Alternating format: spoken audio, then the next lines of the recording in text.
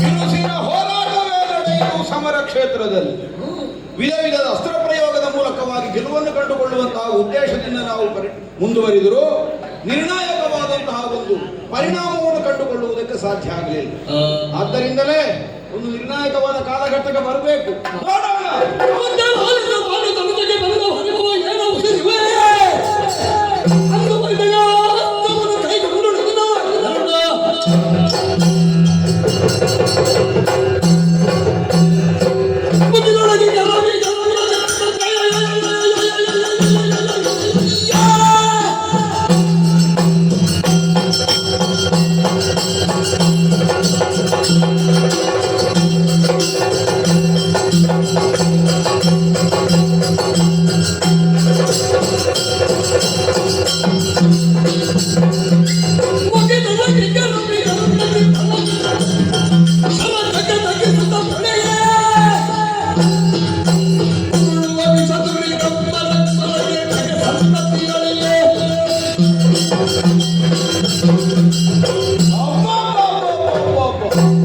ವಿಸ್ಮಯವನ್ನೇ ಹುಟ್ಟಿಸಿ ಬಿಟ್ಟಿದ್ದಾಯಿತು.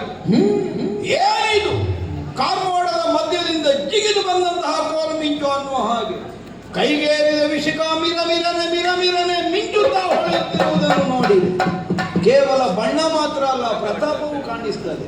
ಉಗುಳುವ ವಿಷದುರಿಗೆ ಆಕಾಶಗಾಮಿಗಳಾದಂತಹ ಪಕ್ಷಿಗಳೆಲ್ಲ ಅಸು ಕಳೆದು ಧರೆಗುರುಳುತ್ತಾ ಇವೆ. ಗುರುಗಳಾದ ಪರಶುರಾಮರಿಂದ ಪ್ರದತ್ತವಾದ ಸರ್ಪಮುಖಿ ಶರ ಇದು ಅನ್ನುವುದೇ ಸ್ಫುಟವಾಗಿ ಹೋಯಿತು. ನಮಗೆ ನಿರ್ಣಾಯಕವಾದ ಕಾಲಘಟ್ಟದಲ್ಲಿ ಇಂತಹ ಒಂದು ಶರ ಬಂದಿದೆ ಅಂತಾದ್ರೆ ಸರಿಯಾಗಿ ಇದನ್ನು ಪ್ರಯೋಗ ಮಾಡಬೇಕು.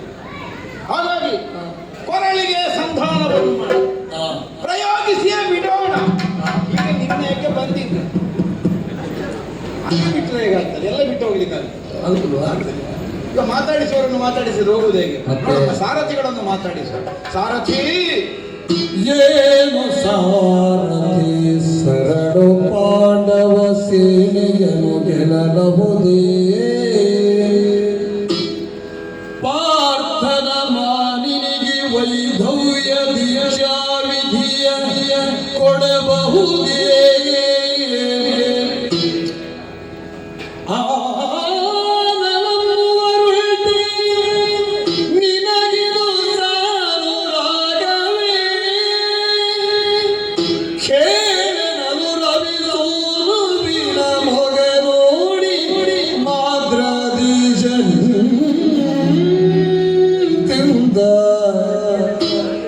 ಏನು ಸಾರಥಿ ಸರಳು ಪಾಂಡವ ಸೇನೆಯನ್ನು ಗೆಲ್ಲಬಹುದೇ? ಪಾರ್ಥನ ಮಾನಿನಿಗೆ ವೈಧವ್ಯ ದೀಕ್ಷಾ ವಿಧಿಯ ಕೊಡಬಹುದೇ?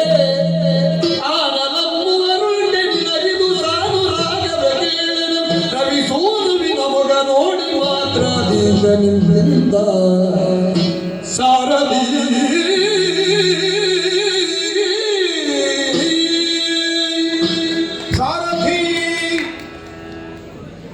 ಕರ್ಣ ವಿಶೇಷವಾದ ಲಹರಿಯಲ್ಲಿಯೇ ಸಂಬೋಧನೆ ಬಂದಾಗುಂಟು. ಹೌದಪ್ಪ, ಯಾಕಂದ್ರೆ ನಾವು ಊಹಿಸದೇ ಇದ್ದದ್ದೆಲ್ಲ ಒದಗಿದಂತಹ ಸನ್ನಿವೇಶದಲ್ಲಿ ಸಹಜವಾಗಿ ಉತ್ಸಾಹ ಇಮ್ಮಡಿಸ್ತದೆ. ನನಗೂ ಆದದ್ದೇ, ನಿರೀಕ್ಷೆಯೇ ಇಲ್ಲದೆ ಇದ್ದದ್ದು ಅಂತ ಅರ್ಥ ಅಲ್ಲ. ಒಂದು ಮುನ್ನೋಟ ಇತ್ತು, ಹೀಗಾದೀತು ಇವತ್ತು ಅಂತ. ಈಗ ಮುನ್ನೋಟವೇ ಇಲ್ಲದೆ ಇದ್ದದ್ದಲ್ಲ.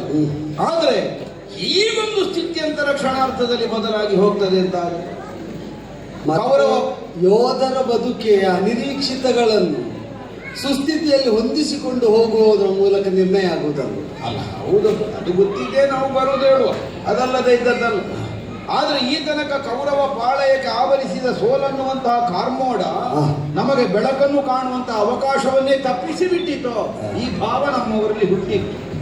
ಆದ್ರೂ ಒಂದು ಸಣ್ಣ ನಿರೀಕ್ಷೆ, ಪ್ರತೀಕ್ಷೆ ಕರ್ಣನನ್ನು ತಿಳಿದವರ ಕುರಿತಾಗಿ ಹುಟ್ಟಿಕೊಂಡಿತ್ತು. ಅಂದ್ರೆ ಅವರಲ್ಲಿ ಮೂಡಿತ್ತು, ಏನಾದ್ರೂ ಕರ್ಣನ ಸೇನಾಧಿಪತಿತ್ವ, ಶಲ್ಯ ಭೂಪತಿಗಳ ಸಾರಥ್ಯ ಇವತ್ತೇನಾದ್ರೂ ಒಂದು ನಿರ್ಣಯ ಆಗದೆ ಇರಲಾರದು.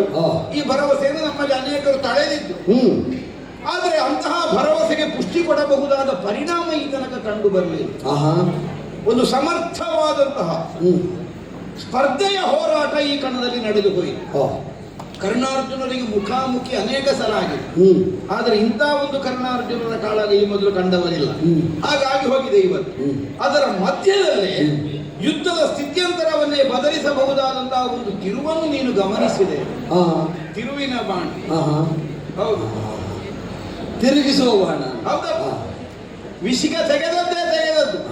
ನಮ್ಮವರಲ್ಲಿ ಇದ್ದಂತಹ ಉತ್ಸಾಹ ವೃದ್ಧಿಗೊಂಡಿದೆ, ಭರವಸೆ ಹೆಚ್ಚಾಗಿದೆ. ಈ ತನಕ ಆವರಿಸಿದ್ದ ಸೋಲನ್ನುವಂತಹ ಕಾರ್ಮೋಡವನ್ನು ಭೇದಿಸಿ ಗೆಲುವಿನ ರವಿಕಿರಣವನ್ನು ಕಾಣಬಹುದಾದಂತಹ ಒಂದು ಅವಕಾಶ ಬಂತು ಅನ್ನುವಂತಹ ನಿರ್ಣಯವನ್ನು ಅವರು ತಳೆಯುವ ಸ್ಥಿತಿಯನ್ನು ಇದು ಒದಗಿಸಿಕೊಟ್ಟಿದೆ. ವಿರೋಧಿ ಪಾಳೆಯದವರು ಈ ಸಲ ನಾವು ಸೋತೆವ ಕಡೆಗೆ ಅನ್ನೋ ಹಾಗೆ ಮುಖ ಕಪ್ಪಿಟ್ಟುಕೊಳ್ಳುವಂತಹ ಪರಿಣಾಮವನ್ನು ಇದು ಒದಗಿಸಿಕೊಟ್ಟಿದೆ.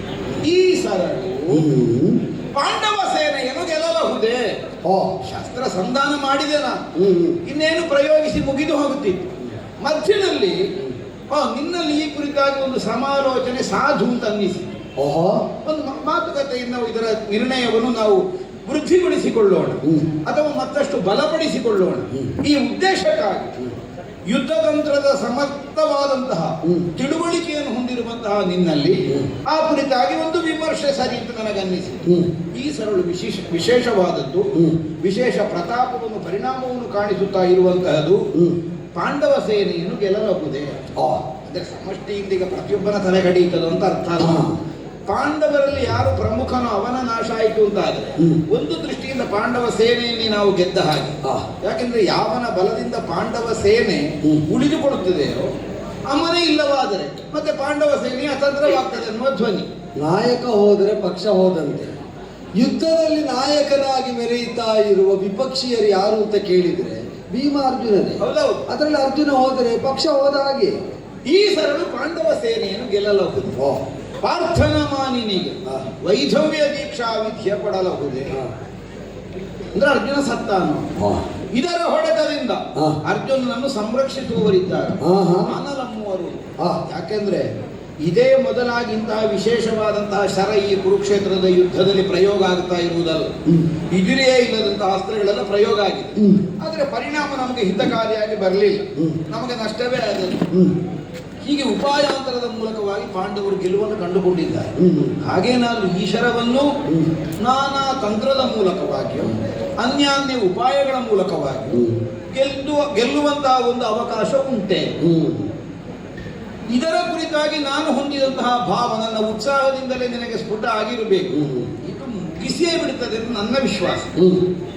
ಇದು ನಿನಗೆ ಸಾನುರಾಗವೇ? ಅಲ್ಲ, ಅಭಿಪ್ರಾಯ ವ್ಯತ್ಯಾಸ ಉಂಟಾ? ಕರ್ಣ, ಏನು ಸಾರಥಿಯಿಂದ ನೀ ಕರೆದಾಗಲೇ ನಿನ್ನತ್ತ ಗಮನ ಹರಿಸಿ. ನೀ ಬೆಳೆದ ಕ್ರಮದಿಂದ ನೀನು ಸೂತನ ಮಗನೇ ಅಂತ ಸಂದೇಹಾಸ್ಪದವಾಗಿ ಕೇಳಿದವರು ಅನೇಕರಿದ್ದರು. ಈ ವಿಕ್ರಮದ ಶೌರ್ಯದ ವಿಸ್ಫುಲಿಂಗದಂತೆ ನೀ ಬೆಳೆಯುತ್ತಾ ಇರುವ ಬಗೆಯನ್ನು ನೋಡಿ ವಿರೋಧಿಗಳಾದವರು ಆಗ ಪಾರ್ಥ ಕರೆದ ಹಾಗೆ ಸೂತನ ಮಗನೇ ಅಂತ ಸಂಬೋಧಿಸಿದವರು ಇದ್ದರು. ಹೌದಾ? ಈಗ ನಿನ್ನನ್ನು ವಿಕ್ರಮವೇ ಪ್ರಭಾವವನ್ನು ಹೊಂದಿ ಮೆರೆಯುತ್ತಾ ಇರುವ ನಿನ್ನನ್ನು ನೋಡುವಾಗ ನೀ ಸೂತನ ಮಗನೇ ಸೂರ್ಯನ ಮಗನೇ ಅಂತ ನನಗೆ ಸಂದೇಹ ಬರುವಾಗ ಉಂಟು. ನೀ ನೋಡುವಾಗ ಹಾಗಿದ್ದಿ ಪುಣ್ಯಾತ್ಮ. ಹೋಲಿಕೆ ಒಳ್ಳೆದುಂಟು. ಹೌದೌದು. ಸೂತನ ಮಗ ಸೂರ್ಯನ ಮಗ. ಹೌದು. ಎರಡರಲ್ಲಿಯೂ ಅಕ್ಷರ ಮೊದಲನದ್ದು ಒಂದೇ ಅಲ್ವಾ? ನನಗೆ ಆಶ್ಚರ್ಯ ಆದದ್ದು, ಇಷ್ಟು ಹೊಳೆಯುತ್ತಾ ಇರುವ ಇವ ಸೂತನ ಮಗನ ಸೂರ್ಯನ ಮಗನ ಅಂತ. ಹಾಗಿದ್ದೀವಿ ಜಾತಕೆ ಅಸ್ತ್ರದ ನಿಲಯನೋ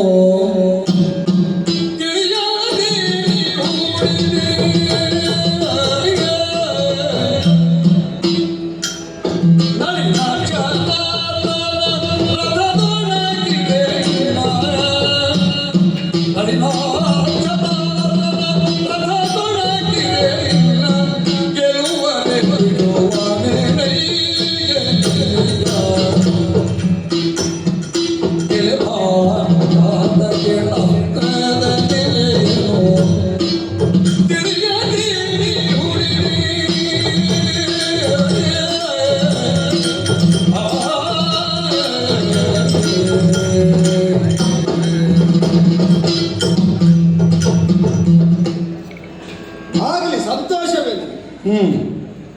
ಸೂರ್ಯನ ಮಗನಂತೆ ಸೂರ್ಯಪ್ರಸಾದವನ್ನು ಹೊಂದಿದಂತಹ ನೀನು ನಿರ್ಣಾಯಕ ಯುದ್ಧದಲ್ಲಿ ವಿಜೃಂಭಿಸ್ತಾ ಇರುವುದು ನೋಡಿದರೆ ಪಕ್ಷೀಯನಾಗಿಯೂ ಹೌದು, ಸಾರಥಿಯಾಗಿಯೂ ಹೌದು, ನಿನ್ನ ಗೆಲುವನ್ನು ಹಂಬಲಿಸುವವನಾಗಿಯೂ ಹೌದು. ನನಗೆ ಸಮಾಧಾನ, ಬಾಲ್ಗಾತನೇ ಆಗು, ಅದಕ್ಕೇನಿ. ಆದರೆ ನೀನು ಕೇಳಿದ ಪ್ರಶ್ನೆಗಳಲ್ಲಿ ಪಾಂಡವರನ್ನು ಗೆಲ್ಲಬಹುದಾದಂತೆ ಅರ್ಜುನನನ್ನು ಕೊಲ್ಲುವಲ್ಲಿ ಈ ಬಾಣ ಪರ್ಯಾಪ್ತವಾದೀತೋ ಎಂಬಂತಹ ವಿವಕ್ಷೆ ಇರುವುದು. ಆದೀತೋ ಅಂತ ನಾನು ನೋಡುದು. ಈಗ ನೀನೊಂದು ಬಾಣವನ್ನು ಹೊಡೆದು ಈ ಪ್ರಯೋಗ ಪರಿಣಾಮವನ್ನು ಸಾಧಿಸಬೇಕು ಅಂತ ಹಂಬಲಿಸುವಾಗ ನಿನ್ನದೆಲ್ಲ ಸರಿಯಾಗಿದ್ರೆ ಮತ್ತೆ ನೀನು ಆಲೋಚನೆ ಮಾಡುವುದು ಯಾವುದು? ಇದನ್ನು ಎದುರಿಸುವವನ ಸಾಮರ್ಥ್ಯ ಏನು, ಹೇಗೆ ಅಂತ. ಹೌದು, ನಿನ್ನ ಎದುರಾಳಿ ಇದನ್ನು ಮುಖಾಮುಖಿ ಆಗುವುದು ಯಾವ ವಿಧಾನದಲ್ಲಿ ಆನಲಂಬುವರುಂಟೆ, ಅದನ್ನು ನೀನು ಯೋಚಿಸುವುದು. ಈಗ ನೀನು ಪ್ರಶ್ನೆ ಕೇಳಿದ್ದು ಸಾರಥಿಯಾದ ನನ್ನಲ್ಲಿ, ಸಾರಥಿಯಿಂದ ಬರಬಹುದಾದಂತಹ ಒಂದು ಪೂರಕವಾದಂತಹ ಸಲಹೆಯನ್ನು, ಸೂಚನೆಯನ್ನು ಅಥವಾ ಅಭಿಮತವನ್ನು ಅನುಲಕ್ಷಿಸಿ ನೀ ಕೇಳಿದ್ದು. ಈಗ ನಾನು ಅದನ್ನೇ ಎದುರಾಳಿಗೆ ಅನ್ವಯಿಸಿ ಕೇಳುದು, ಯೋಚಿಸುವುದಕ್ಕೆ ತೊಡಗಿದ್ದು. ಈಗ ಪ್ರತ್ಯಸ್ತ್ರ ಇಲ್ಲದ ಬಾಣ ಅಂತ ನೀನು ಹೊಡೆದ ಕ್ರಮದಿಂದಲೇ ಗೊತ್ತಾಗಿದೆ. ತನ್ನ ಬತ್ತಳಿಕೆಯಲ್ಲಿ ಇದನ್ನು ಎದುರಿಸುವುದಕ್ಕೆ ಬೇಕಾದ ಬಾಣ ಇಲ್ಲ ಅಂತಾದಾಗ ಅರ್ಜುನ ಯಾರ ಮುಖ ನೋಡ್ತಾನೆ? ಅರ್ಜುನ ಯಾರ ಮುಖ ನೋಡಬೇಕು? ಈಗ ನೀನು ಗೆಲ್ಲುತ್ತಿ ಅಂತ ವಿಶ್ವಾಸ ಬಂದ ಬಾಣವನ್ನು ಹೂಡಿದ ಕಾಲದಲ್ಲಿ ನಿನಗೆ ನೆನಪಾದದ್ದು ಅತ್ಯಂತ ಸಮೀಪಸ್ಥಿತನಾದ ಸಾರಥಿಯಾದ ರಾಮ. ಅವನಿಗೆ ಕೈ ಸಾಗುವುದಿಲ್ಲ ಇದರ ಎದುರಿನಲ್ಲಿ ಅಂತ ಕಂಡ್ರೆ ಕೆಳಗೆ ಕೃಷ್ಣನನ್ನೇ ನೋಡ್ಬೇಕಲ್ಲ, ಸಹಜವಾಗಿ ಸಾರಥಿಯನ್ನೇ ನೋಡ್ಬೇಕು. ಹೌದಾ? ಗೆಲುವಿನಲ್ಲೂ ಸೋಲಿನಲ್ಲೂ ರಥಿಕನಾದವನಿಗೆ ಸಹಭಾಗಿಯಾಗಿರುವುದು ಸಾರಥಿ ಅಲ್ಲುವ ಕಾರಣ. ಆದ್ದರಿಂದ ಅವನಿಗೆ ಸಾರಥಿ ಅವನನ್ನು ನೋಡಬೇಕು. ಅವನನ್ನು ನೋಡಿದರೆ ಅವ ಇಲ್ಲ ಈ ಬಾರಿ ನಿನ್ನದೇನು ಮಾಡ್ಲಿಕ್ಕೆ ಆಗುವುದಿಲ್ಲ ಅಂತ ಸೂಚಿಸಿಯಾನೋ. ಇದು ನಾನು ಸಾರಥಿಯಾಗಿ ಯೋಚಿಸಿದರೆ ತಪ್ಪಲ್ಲ ತಾನೆ? ಹೌದು. ಹಾಗೆ ಯೋಚಿಸುವಾಗ ನನಗೆ ಕಾಣುವುದು ಈಗ ಆಗ ಸಾಂದರ್ಭಿಕವಾಗಿ ಕರ್ಣಾರ್ಜುನರ ಮಧ್ಯದ ವಾಗ್ಯುದ್ಧದಲ್ಲಿ ಅದು ಪ್ರಸ್ತಾವ ಆಯಿತು. ದ್ರೋಣರ ಸೇನಾಧಿಪತ್ಯದಲ್ಲಿ ನಿನಗೆ ಅನುಗ್ರಹ ರೂಪದಿಂದ ಇಂದ್ರ ಪ್ರದತ್ತವಾದ ಒಂದು ವಿಶಿಷ್ಟವಾದ ಬಾಣ. ಹೌದು. ಸೇನೆಯೇ ಉಳಿಯುವುದಿಲ್ಲ. ಸೇನೆಯಲ್ಲಿದ್ದಂತಹ ದ್ರೋಣರ ಸೇನಾಧಿಪತ್ಯದಲ್ಲಿ ರಥಿಕನಾಗಿ ಹೋರಾಡ್ತಾ ಇದ್ದಂತಹ ನೀರು ಉಳಿಯದ ಒಂದು ಸ್ಥಿತಿ ಬಂದ ಕಾಲದಲ್ಲಿ ಘಟೋತ್ಕಚನಿಗೆ ಎದುರಾಗಿ ಅದನ್ನು ಪ್ರಯೋಗಿಸಬೇಕಾಗಿ ಬಂತು. ಏಕಘಾತಕವಾದದ್ದು. ಘಟೋತ್ಕಚ ಯುದ್ಧ ಮಾಡುವುದರ ಮೊದಲು ನಿನ್ನಲ್ಲಿ ಅದು ಉಂಟು ಅಂತ ಈ ಪಕ್ಷದಲ್ಲಿ ಅನೇಕ ಪ್ರಮುಖರಿಗೆ ಗೊತ್ತುಂಟು. ಈಗ ಭೀಷ್ಮರ ಸೇನಾಧಿಪತ್ಯದಲ್ಲಿ ನೀನು ರಣ ಪ್ರವೇಶ ಮಾಡಲಿಲ್ಲ. ದ್ರೋಣರ ಸೇನಾಧಿಪತ್ಯದಲ್ಲೂ ಘಟೋತ್ಕಚ ಬರುವುದಕ್ಕೆ ಮೊದಲು ಯುದ್ಧ ಆಗಿದ್ದಲ್ಲ. ನೀನು ಯುದ್ಧ ಪ್ರವೇಶ ಮಾಡಿದಂತೆ ಈಗ ಆ ಒಂದು 3-4 ದಿವಸದಲ್ಲಿ ಪ್ರತಿ ದಿವಸವೂ ಶಿಬಿರಕ್ಕೆ ಬಂದ ಮೇಲೆ ನಿನ್ನಲ್ಲಿ ಎಷ್ಟು ಮಂದಿ ಕೇಳಲಿಲ್ಲ, ನಾನೇ ಗಮನಿಸಿದ್ದೇನೆ. ಕಾರಣ ನೀನು ಯಾಕೆ ಇವತ್ತು ಅರ್ಜುನ ಅದರಲ್ಲಿ ತೆಗೀಲಿಲ್ಲ? ಹೊಡೆದರೆ ಒಬ್ಬ ಸಾಯ್ತಾನೆ. ಅರ್ಜುನ ನೀನು ಕೊಲ್ಲಲೇಬೇಕಾದ ವಿರೋಧಿ, ಯಾಕೆ ತೆಗೀಲಿಲ್ಲ ಅಂತ ಕೇಳಿದ್ರೆ ಹೋರಾಟದ ಬರದಲ್ಲಿ ನೆನಪಿಗೆ ಬರ್ತಾ ಇರಲಿಲ್ಲ ಅಂತ ನೀನು ಆಡಿದ್ದು. ಈಗ ನೆನಪಿಗೆ ಬಾರದೆ ಇದ್ದದನ್ನು ನೆನಪಿಗೆ ತಂದು ಕೌರವನೋ ದ್ರೋಣನೋ ಭೀಪ್ಸಿತವಾಗಿ ಅದನ್ನೇ ನೀನು ಹೊಡೆದು ಘಟೋತ್ಕಚನನ್ನು ಕೊಲ್ಲಬೇಕು ಅಂದಾಗ ತೆಗೆದು ಹೊಡೆದೇ ಕೊಂದ ಕಾಲದಲ್ಲಿ ಆ ಬಳಿಕ ನಮಗೆ ರಣವರ್ತಮಾನವನ್ನು ಚಾರನ ಮೂಲಕ ತಿಳಿದದ್ದೇನು ಅಂತಂದ್ರೆ ಘಟೋತ್ಕಚ ಸತ್ತ ಕಾಲದಲ್ಲಿ ಕೃಷ್ಣ ಅವೊಬ್ಬನೇ ಸಂತೋಷದಿಂದಿದ್ದ ಮತ್ತೆಲ್ಲ ದುಃಖಿತರಾಗಿದ್ದರು. ಈಗ ವಿರೋಧಿ ಆದರೂ ಅವನು ಮಾಡಿದ ಹೋರಾಟವನ್ನು ನಾವು ಗಮನಿಸಿದ್ದೇವೆ. ಅಸಾಮಾನ್ಯನಾಗಿ ರಾಕ್ಷಸ ಕುಲದಲ್ಲಿದ್ದಂತಹ ಯಾವ ಯುವಕರಿಗಾದರೂ ಸ್ಫೂರ್ತಿ ತುಂಬುವಂತೆ, ಯಾಕೆ ಮಾನುಷ ವರ್ಗದ ಯೋಧರಿಗೂ ಕೂಡ ಸ್ಫೂರ್ತಿದಾಯಕವಾದ ಅಸದೃಶವಾದಂತಹ ನಮ್ಮ ಪಾಲಿಗೆ ಕಾಳರಾತ್ರಿ ಆಗಬಹುದಾದಂತೆ ಅಸಾಮಾನ್ಯ ವೀರ ಯುದ್ಧವನ್ನು ಮಾಡಿದ. ಅಂಥವ ಸತ್ತಾಗ ಆ ಪಕ್ಷದಲ್ಲಿ ಎಲ್ಲರೂ ದುಃಖಿತರಾದರೂ ಕೃಷ್ಣ ಮಾತ್ರ ಹರ್ಷಿತನಾಗಿದ್ದ ಅಂತ ಕೇಳಿದಾಗ ನಾನಾ ವಿಧವಾದ ವ್ಯಾಖ್ಯಾನಗಳು ಬಂತು. ಅದರಲ್ಲಿ ಒಂದು ವ್ಯಾಖ್ಯಾನ ಕರ್ಣನಿಗೆ ಎದುರಾಗಿ ಅರ್ಜುನನಲ್ಲಿದ್ದದ್ದೊಂದು ನಿರ್ಣಾಯಕವಾದದ್ದು. ಅದು ಹೋಯ್ತಲ್ಲ, ಆದ್ದರಿಂದ ನಮಗೆ ದೊಡ್ಡ ಹಾನಿ ಸಣ್ಣ ಹಾನಿಯ ಮೂಲಕವಾಗಿ ತಪ್ಪಿತು. ದೊಡ್ಡ ಆಪತ್ತು ಪರಿಹಾರ ಆಯಿತು. ನಷ್ಟವೇ ಅದರ ದೊಡ್ಡ ನಷ್ಟ ಅಲ್ಲ. ವ್ಯಾವಹಾರಿಕತೆಯನ್ನು ಪ್ರಧಾನವಾಗಿಟ್ಟವರಿಗೆ ದೊಡ್ಡ ಲಾಭಕ್ಕಾಗಿ ಸಣ್ಣ ನಷ್ಟವನ್ನು ನಷ್ಟ ಅಂತ ತಿಳಿಯುವುದಿಲ್ಲ. ಅದೇ ಘಟೋತ್ಕಚನನ್ನು ಉಳಿಸಿಕೊಂಡು ಅರ್ಜುನನನ್ನು ಕೊಲ್ಲಿಗೆ ಬಿಡಬೇಕೋ ಅಥವಾ ಅರ್ಜುನನ್ನು ಉಳಿಸಲಿಕ್ಕಾಗಿ ಘಟೋತ್ಕಚನನ್ನು ಬಲಿ ಕೊಡಬೇಕು, ಇಷ್ಟೇ ಇರು. ಈಗ ಕೃಷ್ಣ ದೃಷ್ಟಿ ಏನು ಹೇಳ್ತದೆ ಅಂದ್ರೆ ಅರ್ಜುನ ಅಳಿದ ಮೇಲೆ ಉಳಿದ ಘಟೋತ್ಕಚನಿಂದ ಪಾಂಡವರಿಗೆ ಲಾಭ ಇಲ್ಲ. ಅರ್ಜುನನ ಅಳಿವನ್ನು ನೀಗುವಂತೆ ಘಟೋತ್ಕಚ ಸತ್ತದ್ದರಿಂದ ಪಾಂಡವರಿಗೆ ಲಾಭ. ಅದೇ ದೃಷ್ಟಿಕೋನ, ಕೃಷ್ಣನ ದೃಷ್ಟಿಕೋನ. ತ್ರಿಕೋನ ಅದು ನಳಿನಾಕ್ಷ ಅಲ್ಲ. ಹೌದಾ? ಅದು ಸರ್ವತೋಭದ್ರವಾಗಿ ಸುತ್ತ ಅರಳುವಂತೆ ಯೋಚಿಸುವುದು. ಯೋಚನೆ ನಮ್ಮದು ಹಾಗೆ ಇರಬೇಕು. ಒಂದು ಪಾರ್ಶ್ವಕ್ಕೆ ಯೋಚನೆ ಸೀಮಿತ ಆದರೆ ಆ ಪಾರ್ಶ್ವದಲ್ಲಿದ್ದ ಗುಣದೋಷಗಳು ಸಿಗ್ತದೆ, ಇನ್ನೊಂದು ಪಾರ್ಶ್ವ ನಮಗೆ ಅಗೋಚರವಾಗಿ ಇರ್ತದೆ. ಅದನ್ನೇ ಹೇಳುದು ಅಂಧಗಜ ನ್ಯಾಯ ಅಂತ. ನಾವು ಮುಟ್ಟಿ ನೋಡಿದ್ದು ಎಷ್ಟು ಹೇಗೆ ಅಂತ ನಮಗೆ ಗೊತ್ತಾಗ್ತದೆ ತಟ್ಟಿದಾಗ. ಹಾಗೆ ಅಂತ ಇನ್ನೊಂದು ಪಾರ್ಶ್ವದಲ್ಲಿ ಅದರ ಸ್ವರೂಪ ಏನು ಅಂತಲೇ ಗೊತ್ತಾಗುವುದಿಲ್ಲ. ಆ ದೃಷ್ಟಿ ಅಲ್ಲ, ಅಂಧನ ದೃಷ್ಟಿ ಅಲ್ಲ ಕೃಷ್ಣನದ್ದು, ನಳಿನಾಕ್ಷನ ದೃಷ್ಟಿ. ಈಗ ಅದಕ್ಕೆ ಹರ್ಷಪಟ್ಟು ಮತ್ತೆ ನಮಗೆ ಈಗ ಸೂಕ್ಷ್ಮವಾಗಿ ವಿವೇಚಿಸುವಾಗ ಗೊತ್ತಾಗ್ತದೆ ಘಟೋತ್ಕಚನನ್ನು ಹಾಗೆ ಪ್ರಚೋದಿಸಿದೆ ಕೃಷ್ಣನ ತಂತ್ರ ಆಗಿರ್ಲಿಕ್ಕಿಲ್ವೋ? ಇದ್ರೂ ಇರುದು. ಈಗ ಸಾವಿಗೆ ಭೀತರಾಗುವವರು ಆ ಸನ್ನಿವೇಶಕ್ಕೆ ಯಾರನ್ನು ಒಡ್ಡುವುದಿಲ್ಲ. ಸಾವಾದ್ರೂ ಸ್ವೀಕಾರ್ಯ ಅಂತ ಇದ್ದವರೇ ಮುಂದೊಡ್ಡುವುದು ಅಲ್ವೋ? ಈಗ ರಣದಲ್ಲಿ ನಾವೆಲ್ಲ ಹೊರಡುವುದು ಸಾವನ್ನಾದ್ರೂ ಬೇಕಾಗಿ ಬಂದ್ರೆ ಒಪ್ಪುತ್ತೇವೆ ಎಂಬ ಭಾವದಿಂದ. ಘಟೋತ್ಕಚನ ಆ ವಿಕ್ರಮ ಹಾಗೆ ಪ್ರದರ್ಶಿತವಾಗಿ ಅವನು ನಿನ್ನ ಆ ವಿಶಿಷ್ಟವಾದ ಮಾರ್ಗಣದಿಂದ, ಇಂದ್ರದತ್ತ ಮಾರ್ಗಣದಿಂದ ಸಾಯುವಂತಾಗುವುದು ಕೃಷ್ಣನಿಗೆ ಅಭೀಪ್ಸಿತ ಅಂತ. ಈಗ ನಿನ್ನಲ್ಲಿ ಇದ್ದದ್ದರಲ್ಲಿ ಅರ್ಜುನನನ್ನು ತೆಗೆಯಬಹುದಾದದ್ದನ್ನು ಅವ ಹಾಗೆ ನಿವಾರಿಸಿದ್ದಾನೆ. ಈಗ ನೀನು ಹೇಳ್ತಿ ಇದು ಅರ್ಜುನನನ್ನು ತೆಗೆಯುವುದಕ್ಕೆ ಪರ್ಯಾಪ್ತ ಇಲ್ಲ. ನೀನು ಹೇಳಿದ ನೆಲೆಯಲ್ಲಿ ಅದು ಇಲ್ಲುವ ಇದ್ರೆ ಕೃಷ್ಣ ಗ್ರಹಿಸಬೇಕು ಅಲ್ಲ ಒಂದು ಈಗ ನಿನ್ನಲ್ಲಿದ್ದ ಆ ಬಾಣವನ್ನಾದ್ರೂ ಗ್ರಹಿಸಿ ಘಟೋತ್ಕಚನನ್ನೇ ಬಿಟ್ಟು ಅದನ್ನು ನಿನ್ನ ಗುರಿ ಹೊಂದದಂತೆಯೇ ತಪ್ಪಿಸಬಹುದಾದ ಚಾಣಾಕ್ಷಮತಿಯಾದ ಕೃಷ್ಣನಿಗೆ ಇಂಥ ಒಂದು ಸರ್ಪಬಾಣ ಅರ್ಜುನನಲ್ಲಿ ಪ್ರತ್ಯಸ್ತ್ರ ಇಲ್ಲದನ್ನು ಹೊಡೆದ ಅರ್ಜುನನ ತಲೆ ತೆಗೆಯುವ ಸಾಧ್ಯತೆ ಇದ್ದರೆ ಅವ ಇದಕ್ಕೆ ಸಫಲವೋ ವಿಫಲವೋ ಬೇರೆ ಇಷ್ಟ, ಅದನ್ನು ವಿಫಲಗೊಳಿಸುವುದಕ್ಕೊಂದು ಪ್ರಯತ್ನ ಆದರೂ ಮಾಡಬೇಕಿತ್ತು. ಒಂದು